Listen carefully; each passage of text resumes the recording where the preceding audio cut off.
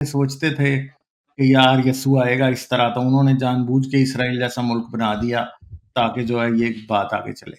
ٹھیک ہے. تو اور دوسری بات ہے ایران اسرائیل کی جنگ. اس سے میں ویسے اس بات پہ شکر کر رہا ہوں کہ کوئی بہت بڑا ڈیزاسٹر اس سے نہیں نکلا. ٹھیک ہے.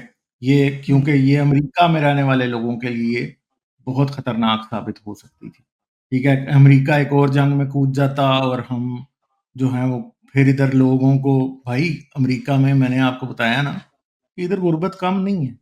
ہوم لیس لوگ ادھر گلیوں میں پڑے ہوتے ہیں، آگے پیچھے ان کی کوئی ٹیک کیئر کرنے والا نہیں ہے، ان کے پاس ایک گھر میں رہنے کے لیے پیسے نہیں ہوتے. ٹھیک ہے.